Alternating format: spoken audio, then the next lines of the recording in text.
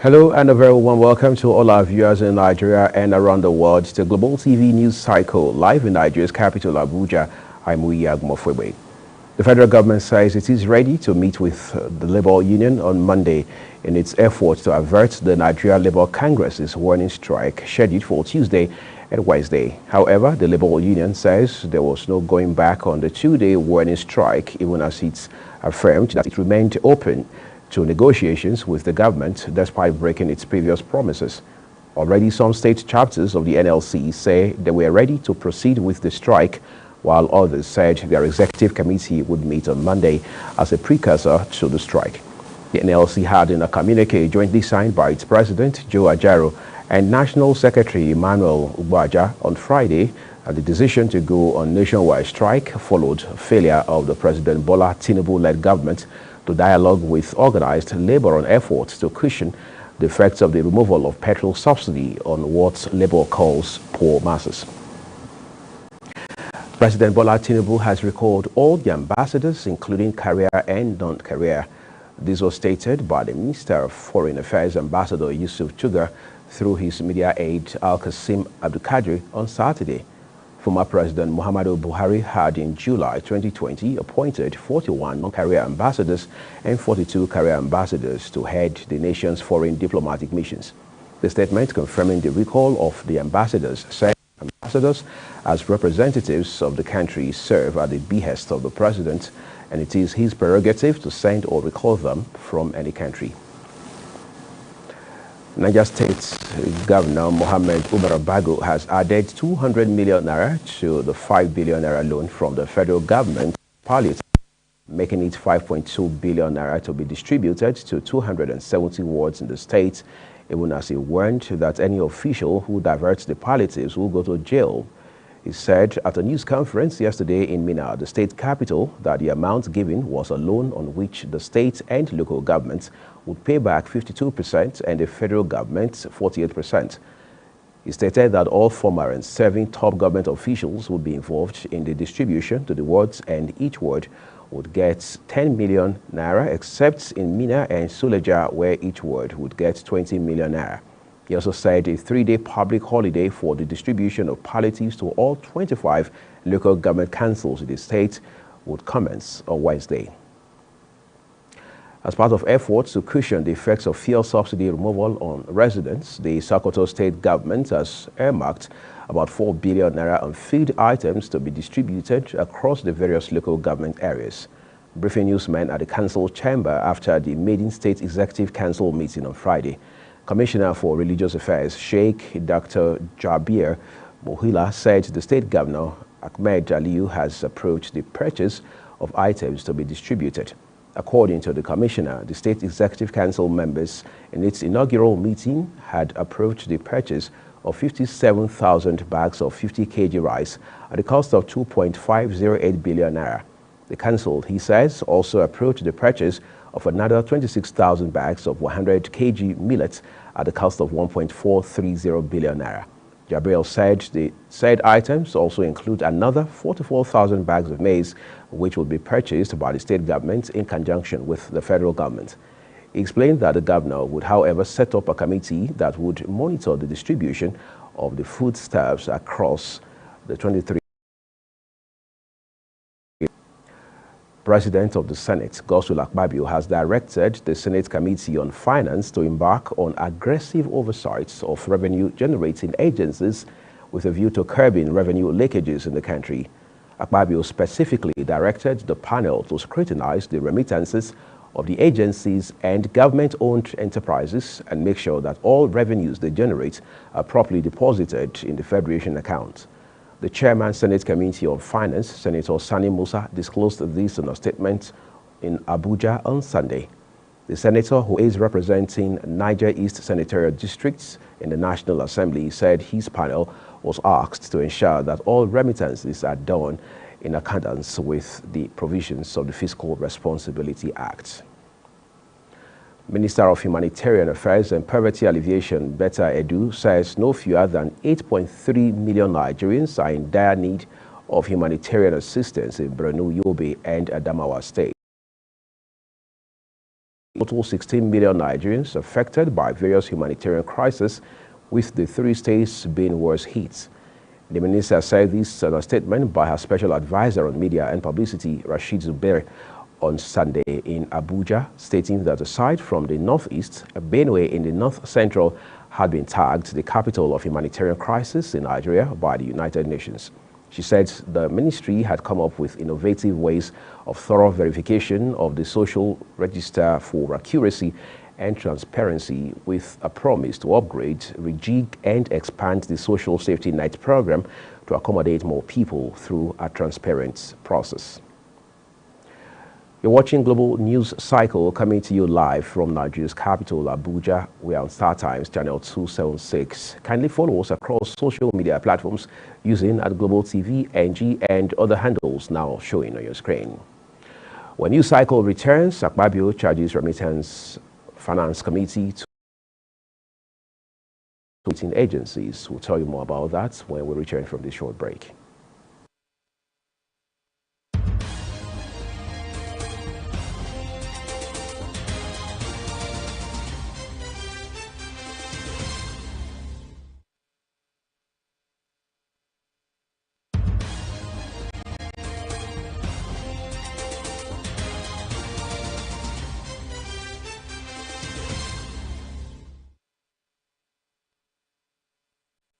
This is Global Television, bringing you live broadcasts of News Cycle from Nigeria's capital, Abuja.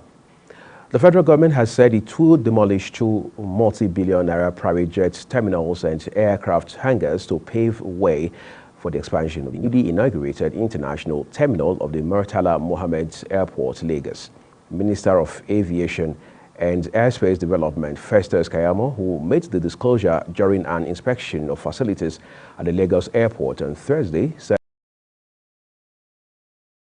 the expansion of the apron size of the new Chinese-built terminal, which was opened in March of 2022. According to him, the apron size of the new international terminal is not adequate to accommodate jumbo planes operating international routes. Keyamo emphasized the need to provide a better traveling experience for Nigerian passengers passing through the airport. Chairman of the Presidential Committee on Fiscal Policy and Tax Reforms, Taiwo Oyedele, says Nigeria has lost over 6 trillion naira to tax waivers. He said instead of granting tax waivers to businesses, government should create an enabling environment for them to thrive and pay more taxes. Oyedele told journalists that if Nigerians were paying the right taxes, the nation would have gotten extra 20 trillion naira from tax collection annually. The current administration has said it would introduce tax reforms to phase out multiple tax systems and ensure Nigeria has a fair, convenient, and equitable tax system. Economic growth, job creation, access to capital, particularly consumer credits, that makes goods affordable to the ordinary Nigerians. He said the focus is on inclusivity, women, youth, making all have the opportunity to come to the table and contribute to the growth of the economy and society by focusing on security, rule of law, and anti-corruption. The move by the Tertiary Education Trust Fund, TET Fund, to attract major international research grants to Nigerian scholars has received a massive boost as the European Union, EU, has committed to provide 440,000 euros to support shortlisted research teams in the country under the Horizon Europe project. Tokbe Togun, who heads TET Fund's team on the Horizon Europe program, made this known while briefing the Executive Secretary of the fund, Sonny Echeno, on the ongoing efforts to ensure Nigerian researchers' participation in the globally renowned research projects. Togun, who briefed TET Fund's boss alongside another member of the team, Ayo Ajayi, identified the inability of Nigerian researchers to organize and prepare sufficiently for the Horizon project as one of the major impediments that prevented them from accessing the grants, hence the decision of TET Fund to set up the team in order to clear all the hurdles. On his part, TET Fund's Executive Secretary said the agency is fully committed to ensuring Nigerian researchers are competitive in the international arena, adding that the fund is also targeting other global research bodies to attract grants for scholars in the country.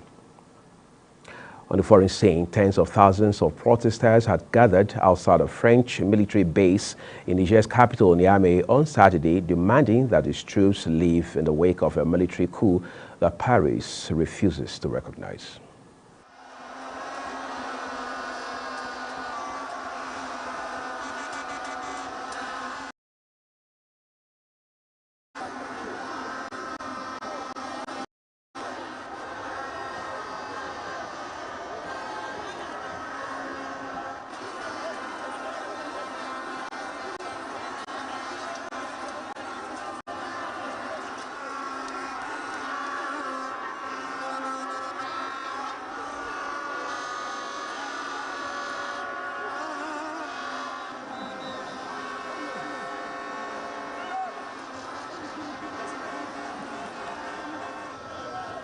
Nous sommes ici pour exprimer notre détermination, notre engagement et notre dévotion à faire partir la force militaire française et toutes les bases militaires qui siègent sur notre territoire national.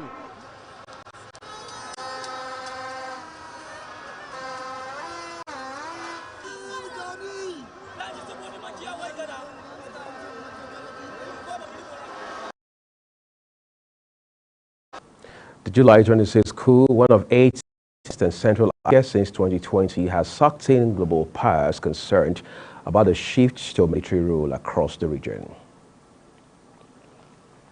In the meantime, tensions between Paris and Niamey continue to mount as officials in Niger push for France's ambassador to be expelled from the country after stripping him of diplomatic immunity. On Friday, the authorities gave Ambassador Sylvain Nitz 48 hours to leave the country. The deadline was rejected by Paris, which does not recognize the government installed after a military coup in July. Faced by a paucity of funds, rumors arrive that the junta is seeking to obtain liquidity by any means, not hesitating to use force. The Sunny Bank of Niamey was alleged to have been forced to give 500 million West African francs to the putschistas, who then financed the demonstration on August 6 at the Saint Couchet Stadium. There are fears that if the financial difficulties persist, the junta could also be false pretenses. The Niger Republic has slipped further into socio-economic turmoil following the removal of Mohamed Bazoum. Ukraine says Russia launched a 3.5-hour drone attack on the southern part of the Odessa region earlier Sunday, hitting a Danube River port infrastructure and injuring at least 2 people. Ukraine's Air Force said on the Telegram app that its air defense systems shut down 22 of the 25 Iranian-made Shahid drones that Russia launched on Odessa in the early hours of Sunday morning. Ukraine's South Military Command said on social media at least 2 civilians were injured in the attack on what it said was the civil infrastructure of the Danube. Away to Asia now, where India's space agency takes aim at another milestone Saturday with the launch of a probe to study the sun a week after a successful unmanned landing on the moon. Aditya L1, the sun's outermost layers, blasting off at 11:50 a.m. local time for its 4-month journey. The United States and the European Space Agency have sent numerous probes to the center of the solar system, beginning with the NASA's Pioneer program in the 1960s. But if successful, the latest mission from the Indian Space Research Organization will be the first by any Asian nation to be placed in solar orbit. A quick look at sports now. Nigerian long jumper Ese Brume has recovered instantly from the setback of the women's long jump final at the 2023 World Athletics Championships in Budapest, as she claimed a bronze medal at the Chairman Diamond League in China. The 27-year-old, who won bronze in the 2019 edition of the World Athletics Championships in Doha, Qatar, and earned a silver medal in Oregon, US in 2022, was one of Nigeria's brightest hope for a medal in Budapest, Hungary. However, that dream was ended after Brume had finished 4th in the final. Despite recording a season's best jump, was not enough to give Nigeria a medal. And that's a full cycle here on Global TV News, live from Nigeria's capital, Abuja. We are on StarTimes channel 276. Kindly follow us across social media platforms using @Global TV NG and other handles now showing on your screen. I am Muyi Agumofwegbe. Thank you so specially for watching. I'll see you soon.